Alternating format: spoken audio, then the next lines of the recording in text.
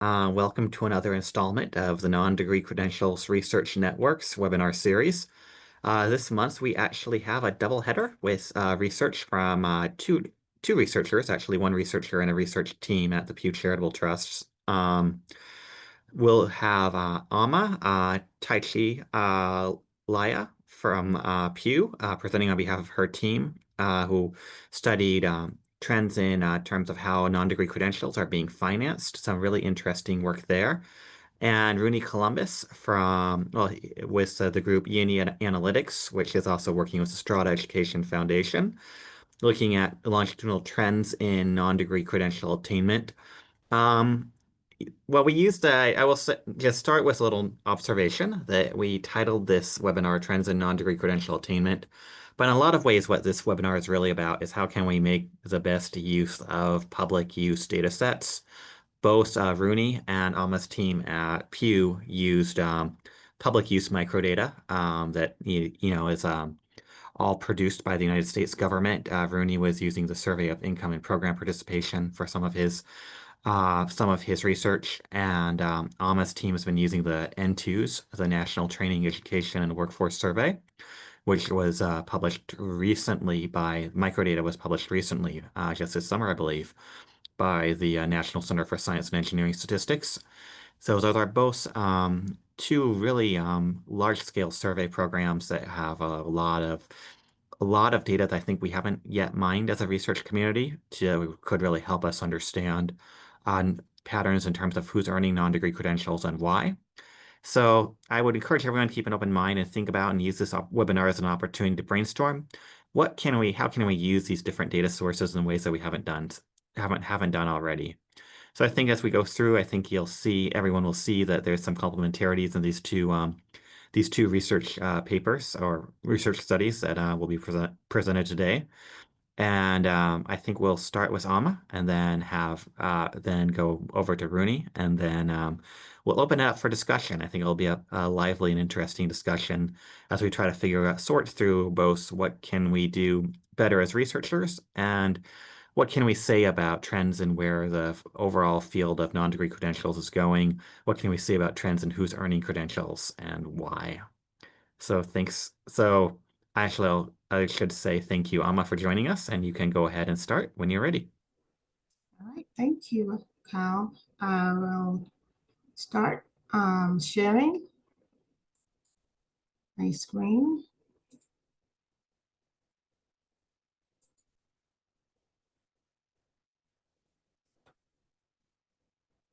Do you all see my screen?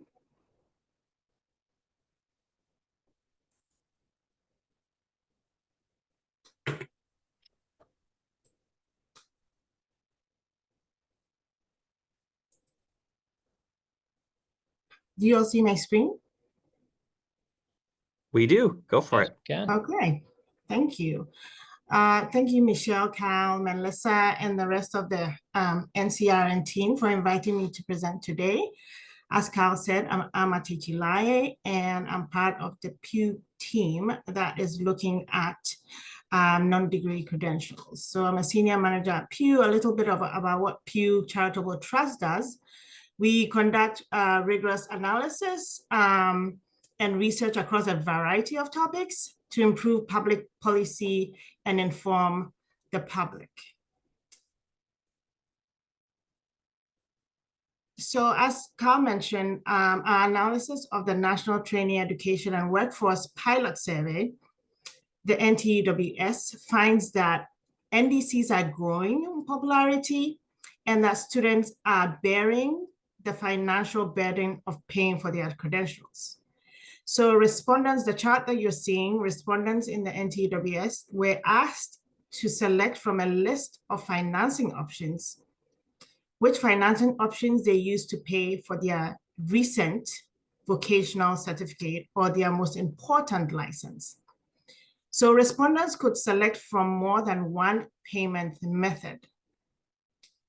Most said that they use their own money, with 51% saying that for vocational certificates, that's the blue bar, and 71% for their most important professional license, which is the orange bar up on top. About a fifth cited government or private loans. And 15% of respondents mentioned that their employers helped finance their NDCs. For vocational certificates, 15% used grants or scholarships from sources other than their employer. We find also that most respondents, about 2/3, selected one or more form of financing for their NDCs. Now, why is that important? I wanted to show this slide as because our investigation into financing is part of our larger study that is on track to start at the beginning of 2026. So examining how students finance their NDC is just part of this larger projects that we plan to initiate at the beginning of 2026. I will not go into everything that is listed here, but it's focusing on quality standards around NDCs and ensuring that states' investments are tied to higher quality NDC programs. Our conversation today focuses on sort of the last of the 5 objectives for our project, which is promoting safe forms of financing. But Phil, after this presentation, feel free to contact me or any member of my team to talk more about some of the other bullets that I'm showing here. So moving on to safe forms of financing, why are we looking at this particular question? So there's growing interest in NDCs. However, almost no data exists around how students are paying for these programs, which are not eligible for federal funding.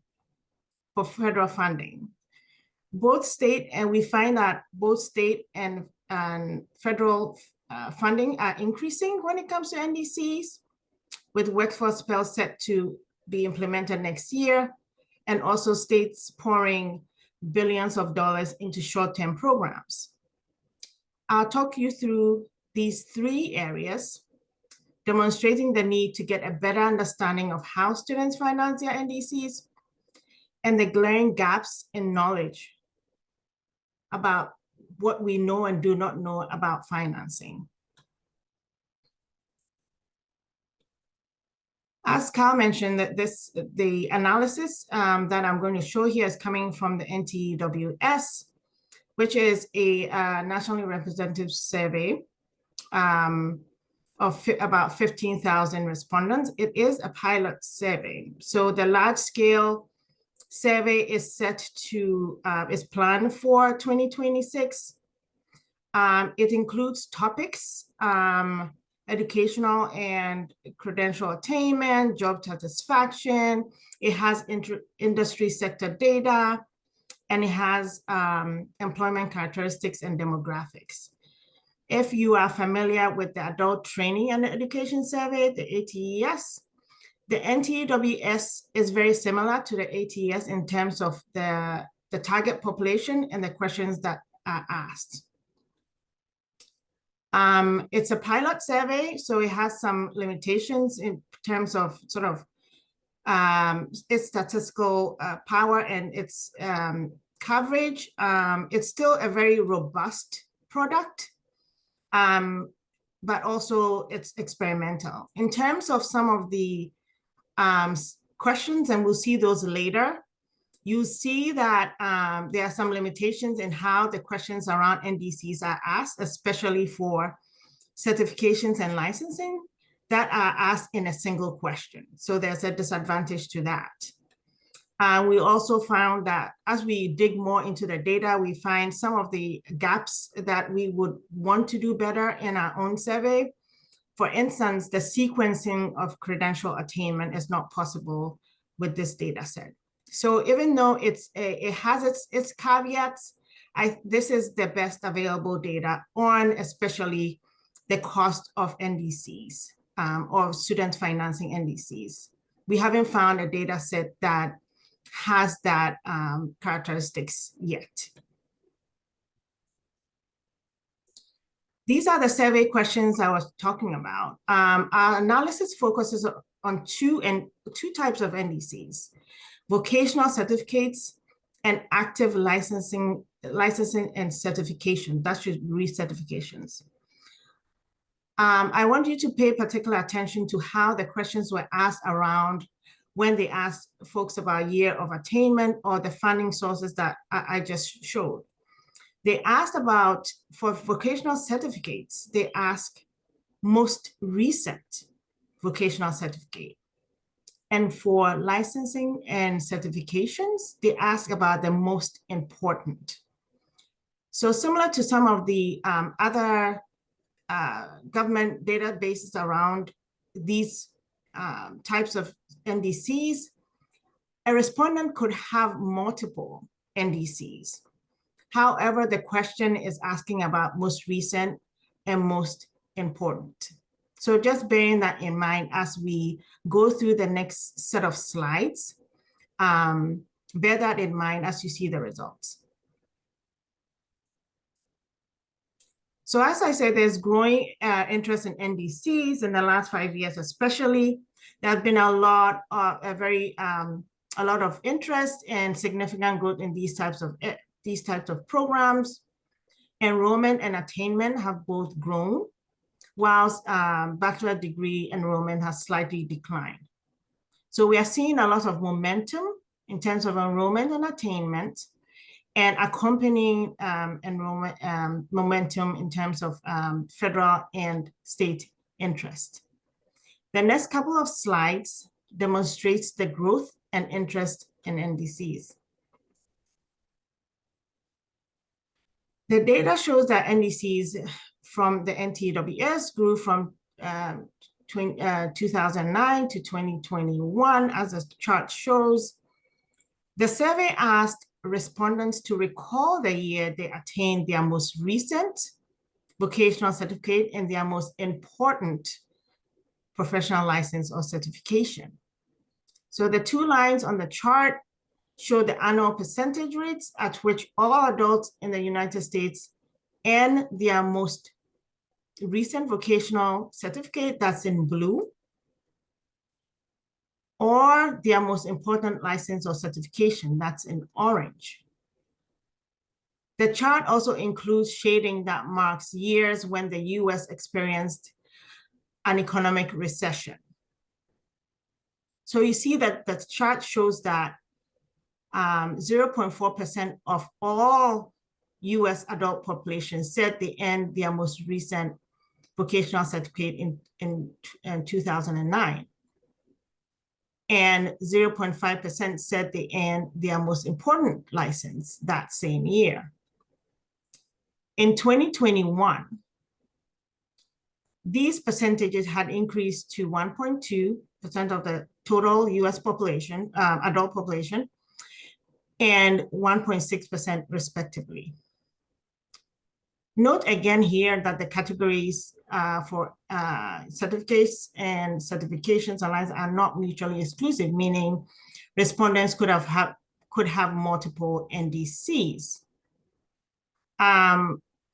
Additional caution should be taken when interpreting these estimates, because the respondents' most recent vocational certificate and most important professional license or certification aren't necessarily their first or only such credential, right?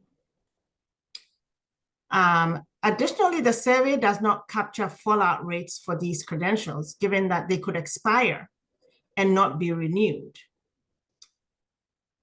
Lastly, respondents had to be ages 16 to 75 to take the survey, which could skew reporting to be more recent.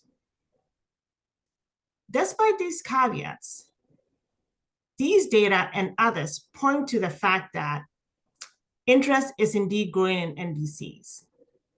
The National Student Clearinghouse in their April report notes that the number of learners earning certificates reached a new 10-year high for the third consecutive year. Both first-time earners and those who had a prior award and a certificate and saw significant increases. So it's this data and other data are indicating that there is and continues to be growth in NDC attainment. How do these rates, this chart is showing the incidence of NDCs, sort of a reflection of the growth. How does that reflect in terms of the incidence of NDCs? So this chart shows the percentage allocation of the US adult populations post-secondary educational backgrounds. In 2022, when the survey was fielded, the increased interest in NDCs that we saw in the previous chart translates into over 1/3 of the adult population with an NDC. That is 34% of all US adults said that they had either had earned a vocational certificate or a professional license or certification, or both. Nearly 1 in 5 US adults reported that an NDC is their highest level of education. This interest is showing up in enrollment numbers too. This for about 5 million students were enrolled in NDC coursework last fall. In the chart, we also see the interactions between degree holders and NDC earners. We see that 24% of the US adult population have a degree only. 42% of the population had neither an NDC or a degree. And 18% of those with an NDC also had a degree. These results show that NDCs are often pursued in conjunction with a degree, which could be an associate's, bachelor's, graduate, or professional degree. Although from the survey, we cannot verify the sequencing of the degree and the attainment with the current data, this shows that learners' educational pathways are not always linear, but may include a training program before, after, or during degree attainment. This growing interest necessitates us figuring out how students are paying for these programs, since most are not eligible for federal funding. So as I mentioned before, alongside the enrollment, the momentum around enrollment and attainment of NDCs, we have also seen a lot of momentum around policymakers and their interest in NDCs. With the potential of, their view is that the potential of NDCs to fill workforce gaps and advance the economic mobility of their constituents. As you know, with Workforce Pell, Congress expanded Pell grant eligibility to short-term potential programs. Many of them will include NDCs. This is pretty significant expansion because this sort of federal funding was not available previously for short-term programs, which NDCs encompass. So expanding Pell Grants eligibility starting next summer may significantly impact enrollment. It definitely gives students another source of financing for NDCs. But it also poses a challenge for states in terms of how to manage and provide oversight for which programs are actually eligible for the funding.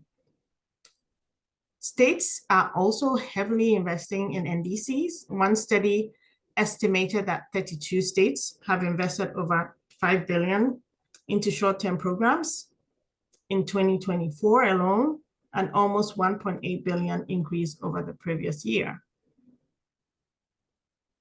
Although more short-term programs may be eligible for funding under Workforce Pell, many may not qualify for this new funding, and students may still have to look elsewhere, outside public financing, to pay for their credentials.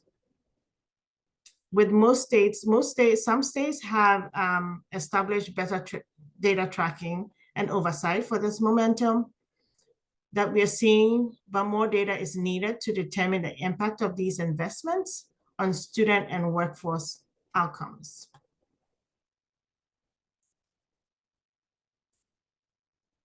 So speaking about sort of gaps in data and how students are paying, what are those gaps? Some of the gaps that we have identified so far. So although this data from NTEWS sheds light on how students are paying, sort of a 3,000 mile view of how students are paying, it's incomplete. And of course, it's concerning that most students resort to paying out of pocket for their sometimes costly NDCs. One study found that over half of these programs' hourly costs exceeded minimum wages across 15 states. The same study found that the median monthly cost of attendance for NDCs across an academic year, including living expenses, was nearly between $2,000 and $2,500. So understanding how students pay for the full range of costs, tuition, fees, supplies, and living expenses could help policymakers understand the extent to which people are facing riskier financial choices. For example, from the data, it's not clear how many NDC students are using credit cards, which often carry high interest rates and can lead to debt. It's also not clear the extent to which students are using income sharing agreements to pay for these programs. These income sharing agreements are agreements between students and their programs, typically allowing the student to cover the cost in exchange for a portion of salary after graduation. Now, outcomes on ISAs, as they are called, are mixed. So there is the need to collect more data to figure out their impact on student outcomes.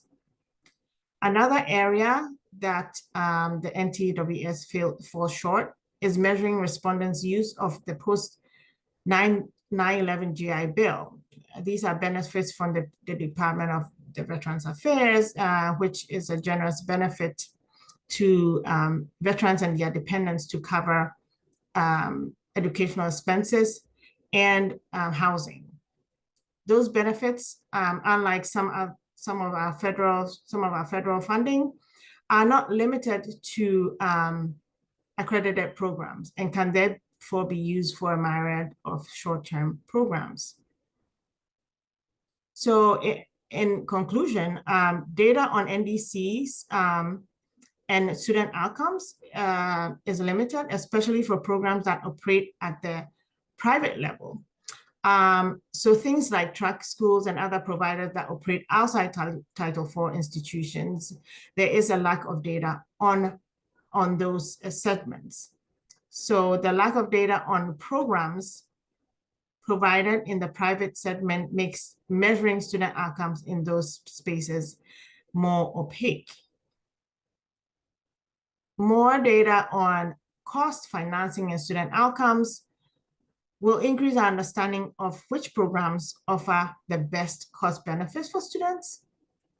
And additional data could help states ensure that their investments are used effectively. So what is Pew doing to help close those gaps?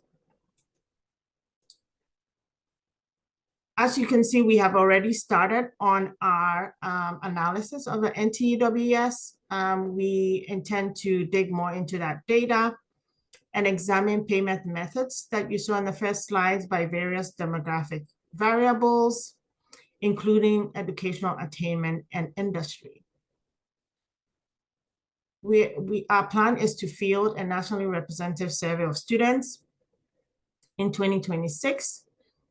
Looking at students' experience with NDCs, we'll use that survey to tease out methods of payment, their perspectives on quality, and other research methods that will help us bridge that gap and close those data gaps that we have identified.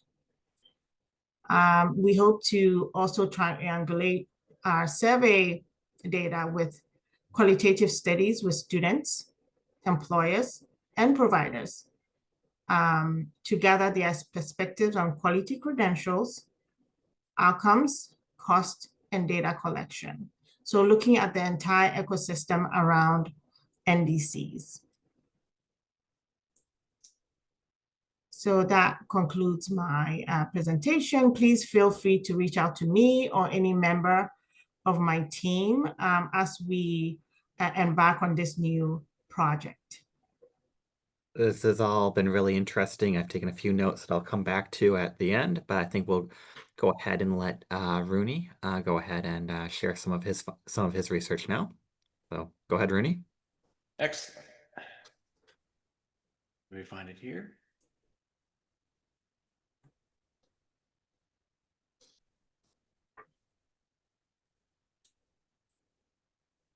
Can we all see it? Great. All right, so good afternoon, everyone. I am Rudy Columbus. I'm the founder and principal of E&E Analytics, which is my own private research consultancy. And I am pleased to present to you all some preliminary results from a research project that I am preparing for the Strata Education Foundation. And I don't like to bury the lead because sometimes when I get started talking, it's just, 20 minutes go by and I'm not to my main points yet. So I have two main points for this talk that I want to give to you all up front. As Amma in her presentation actually covered this terrain already, but I think a lot of people in this virtual room would agree that the popularity, interest, demand for non-degree credentials is rising. I was under that opinion when I happened upon this research project, and there are a lot of qualitative and quantitative indicators out there suggesting this. However, once I got into the data and looked at this for myself using several federal data sources, I found that attainment, so the proportion of adults who actually hold one or more non-degree credentials, is essentially flat for the past decade. And I found this to be a curious result. So I emailed Kyle and I emailed Michelle, and I ran some of these numbers past them, and their eyebrows went up a little bit as well. And that's how we found ourselves here. And actually, by way of background, the project that I'm conducting is actually a literature review on this topic. But when I was reviewing the literature, I was looking for, like what are the most up-to-date, consistent measures of non-degree attainment. And I found, this paper from 2016 saying this proportion of adults have it, or this paper from 2021. And so I just went in and I pulled the numbers myself, and this is what I found. But my prior going into this was that I had expected to see increasing, just some modest level of increase in attainment among adults over time. So that's the general takeaway.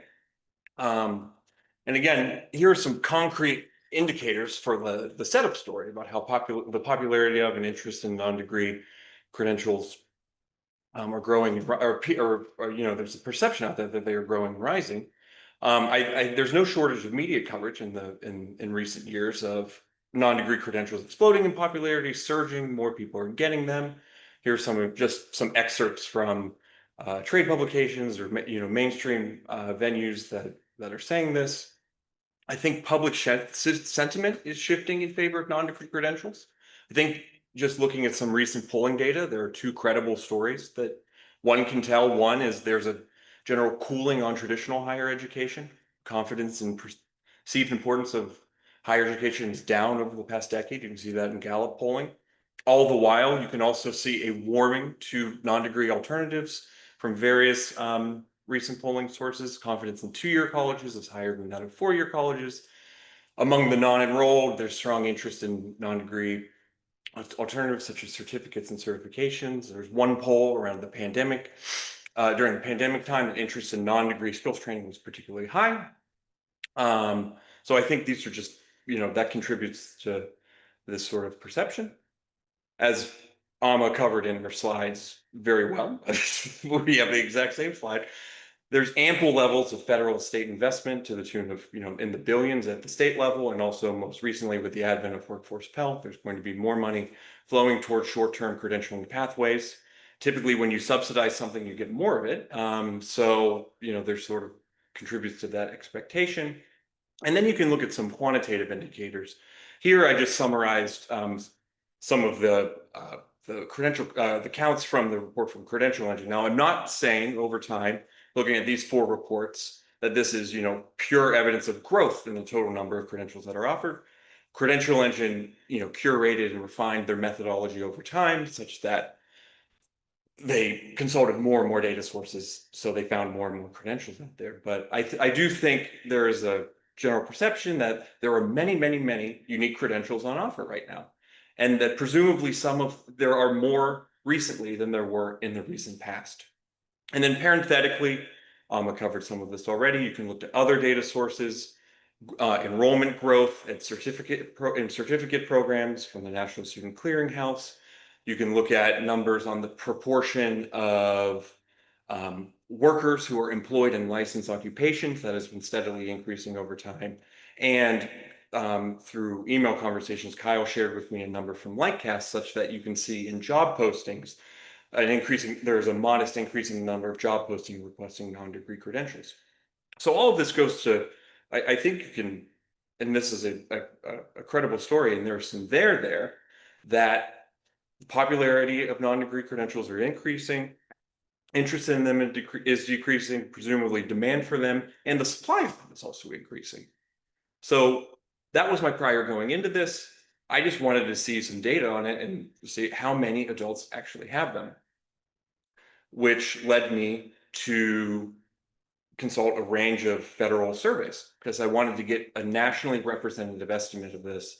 And I wanted it to be consistently measured over time. There are some surveys that offer a point in time measure, such as the N2s, which Alma presented on today, or it's the survey that came before it, the Adult Training and Education Survey from 2016. But I consulted the Survey of Income and Program Participation. It's a nationally representative longitudinal survey from Census. It's typically used to model out government programs such as SNAP or what have you. But it just so happens to have a set of questions that tracks non-degree credentials, specifically certificates, certifications, and licenses. And it does so consistently over time since at least 2014, or rather calendar year 2013. And so here's the time trend that I found. It's strictly descriptive.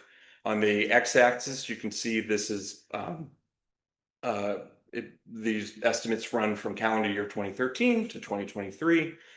On the right side of the panel, well, actually, I'll start by length. The top line represents total non-degree attainment. So the proportion of adults who have at least one of these credentials, either a license, certificate, and certification. The orange line represents the proportion of adults with a license. Green line, proportion of adults with a certificate, and blue on the bottom, those with a certification. On the right side of this panel, you can see the top line number. 34% of adults have at least one of these credentials as of 2023. And on the left side of the panel, you can see that the number in 2013 was 36%. And below that, you see the proportion of adults who have each credential. As of 2023, 17% have a license, 15% with a certificate, and 10% with a certification, all of which is essentially flat, accounting for confidence intervals and a margin of error for each annual estimate that I did not display here. And these numbers are representative of all adults aged 25 to 64 who have at least a high school diploma. The SIP only asks individuals with at least a high school diploma. They have it, so individuals with lower levels of education are now represented here in this estimate. And so you might be wondering, okay, well, that's all adults, but like maybe there are some subgroups of adults who it might be more or less prevalent. Maybe it's more growing for adults who are employed. Maybe a lot of these short-term credentialing initiatives are targeted at individuals without bachelor's degrees. Maybe attainment is increasing among that subpopulation. Maybe younger adults you would see it more prevalent. I didn't display graphs here for each of these subgroups or combinations therein.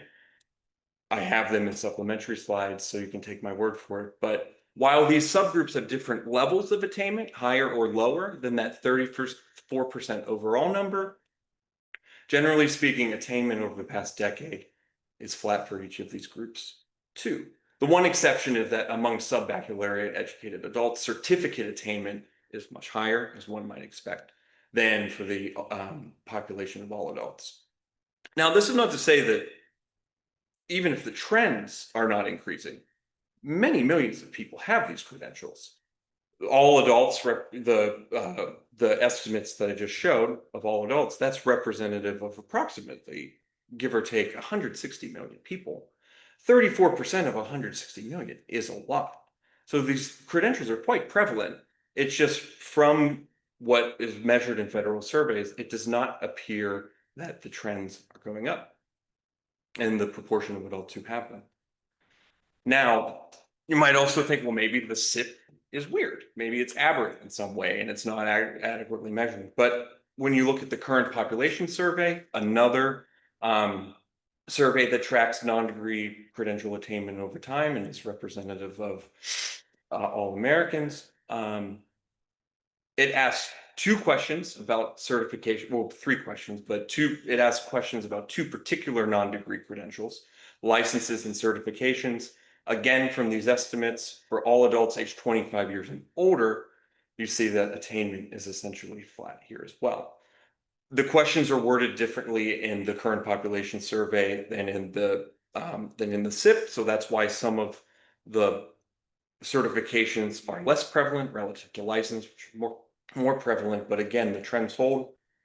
And then I've triangulated this against another source. Here are the numbers reported from the Lumina Foundation Stronger Nation report.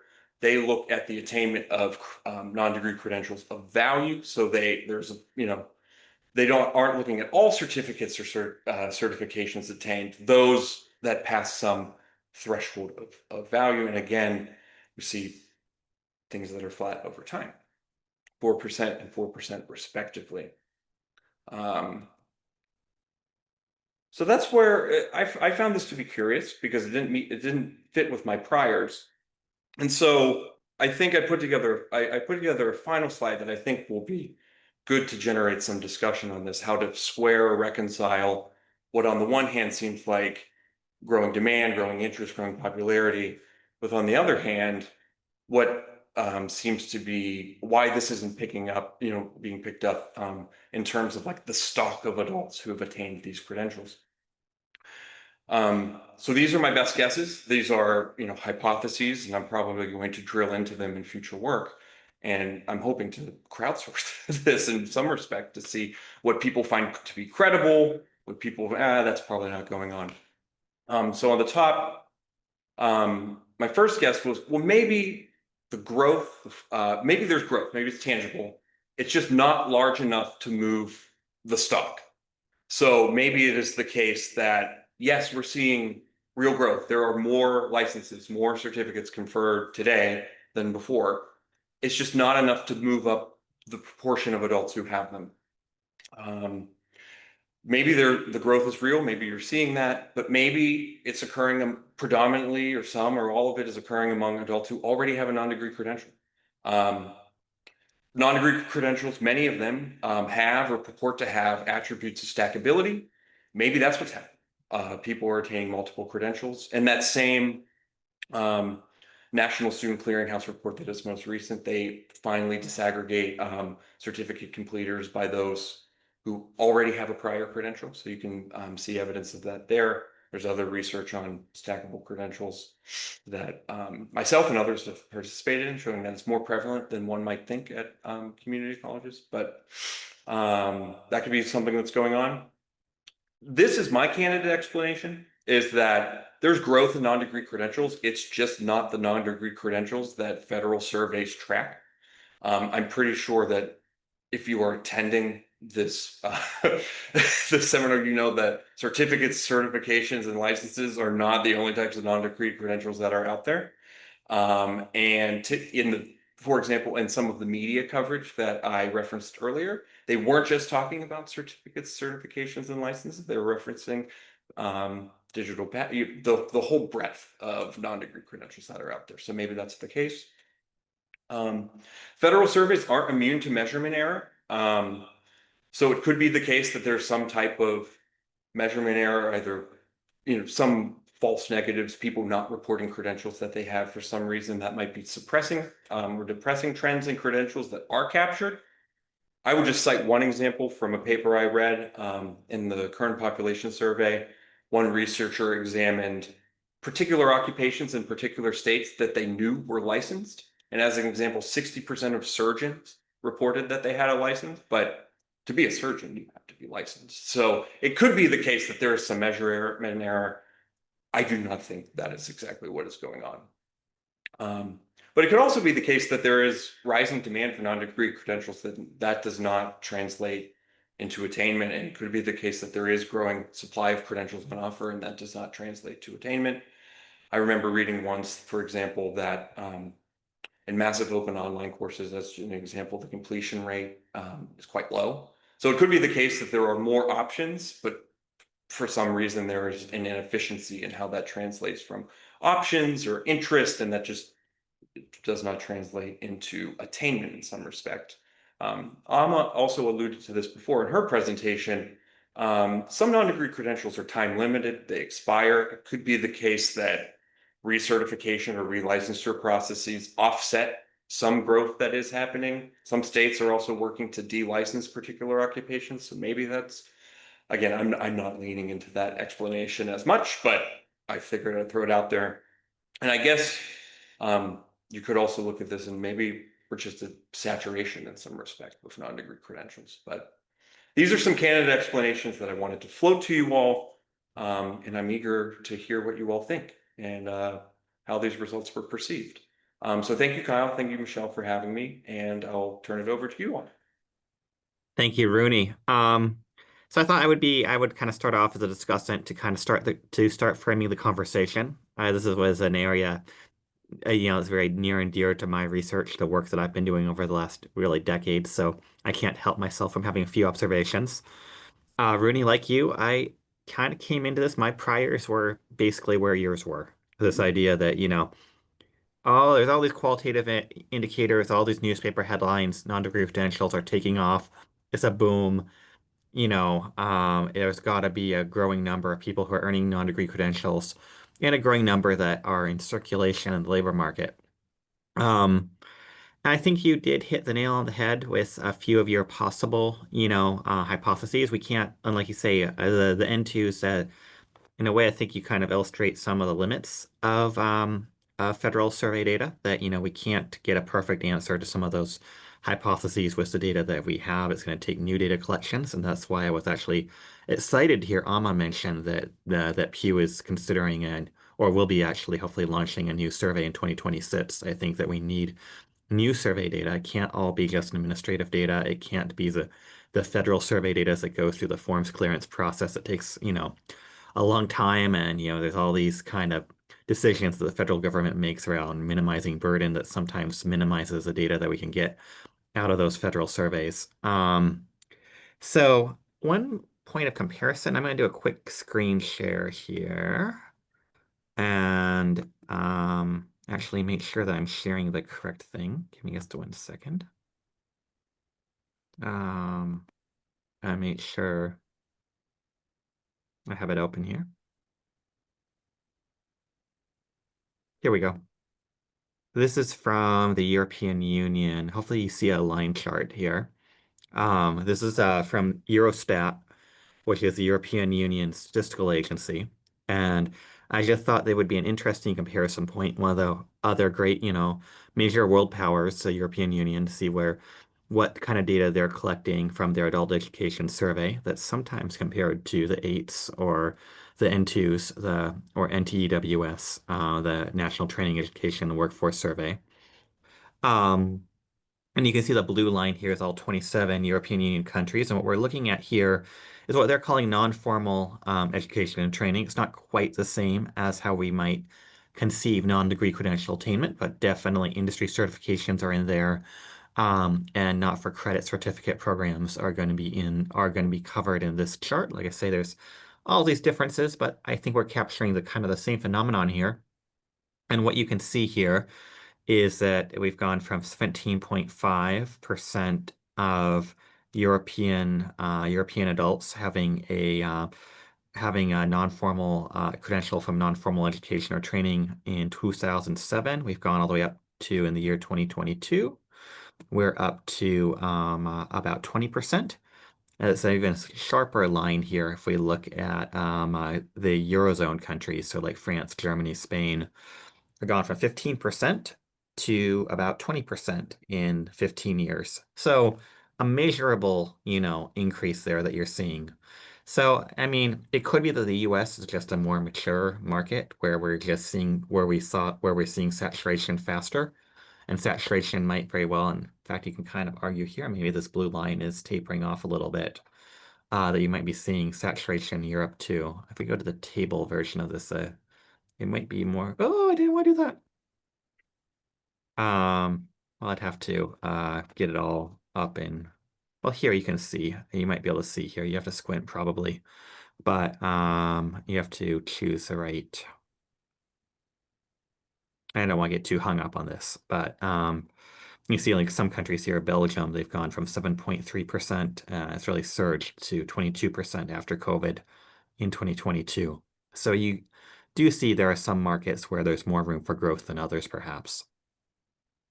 Um, so that's one comparison point. I do think that the number of credentials per person might be increasing significantly over time. I think that's actually probably a pretty compelling hypothesis. And, because we do see credentials clustered, all these micro credentials clustered in certain fields, information technology, healthcare. It feels like healthcare, you're really seeing.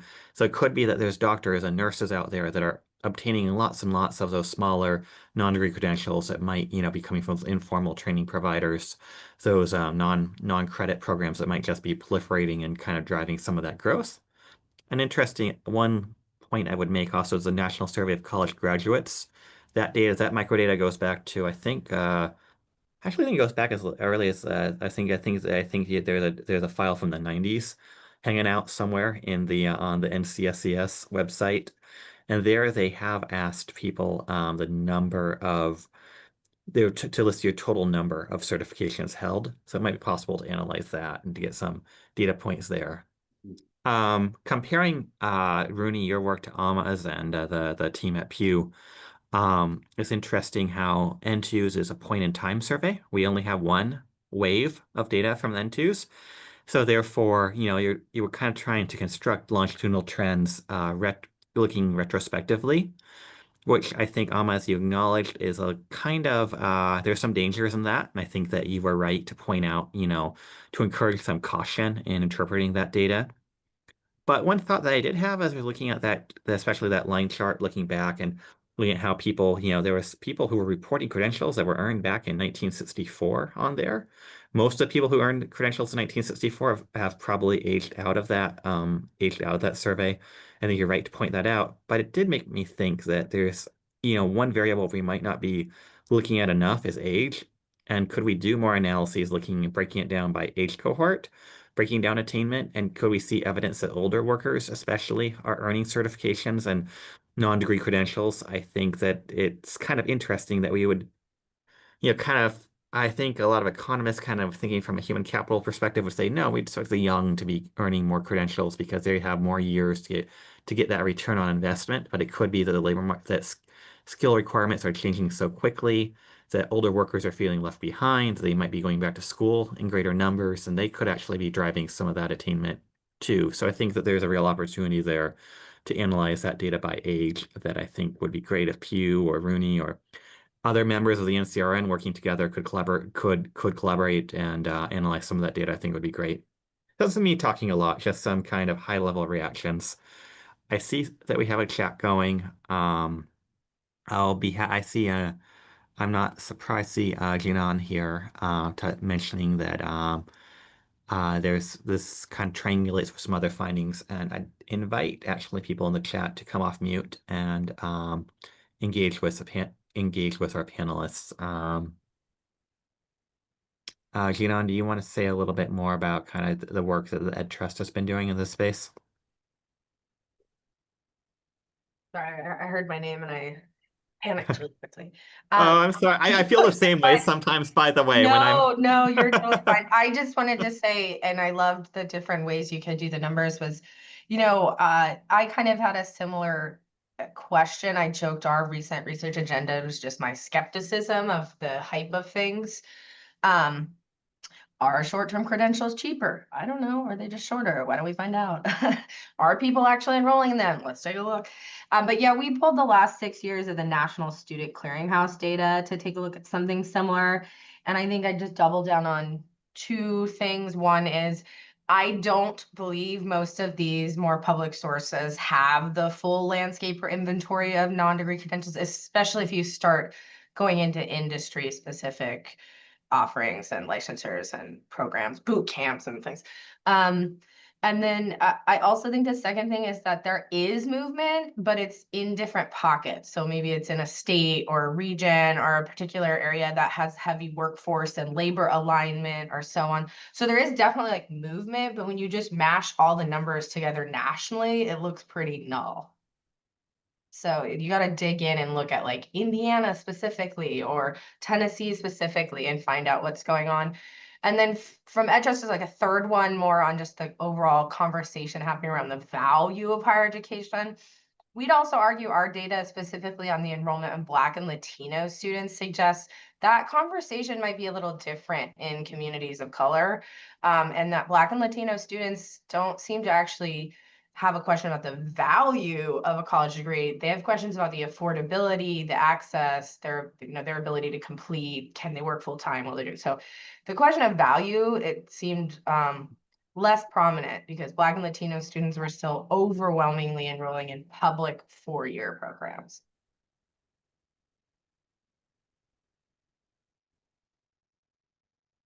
I just wanted to pick up, I think, on the theme of variation that Janan was bringing up. I think, in addition to, and Kyle also, in terms of variation in trends by age. And I think the one other idea that I would offer is just that there's these credentials often have different goals. Some of them are more about preparing to enter an occupation. Some are more about, getting a very specific skill. Some are more about continuing professional education. And I think that those will interact differently with current levels of education. So if someone's talking about their highest level of education, something that they've done, like a very specific certification that, complements their bachelor's degree or their doctoral degree might be, there might be some confusion in terms of how they report it or think about it. And so I guess that goes to my point that I think there's variation depending on the kind of credential we're talking about and its goal, and a lot of complexity in measurement that I don't think has really still been figured out. These surveys are both like really great because they give us something, but I think we all know that they're not quite yet giving us like what we really need, and it's really complex to figure out what we really need. So I think it's great that there'll be efforts going forward with Pew to figure that out and develop that into a national survey that hopefully will capture some of the things that we care about here more effectively. That's right. And I think so, just to kind of make sure that we're going through some of the other questions in the chat, I thought I would toss the spotlight over to Mary. Mary Wirtz, if you want to come off mute and share your question for Amma. Sure. Thank you, Kyle. Hi, folks. Mary Wirtz, Research Development Associate with the University of Cincinnati. And my question was for Amma, on the slide where we were talking about that $5.6 billion in state investment to these short-term credentials, you had mentioned that some states are doing a better job than others at tracking the ROI.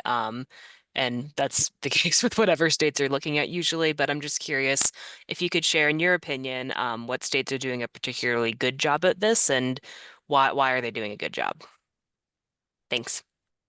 Sure. That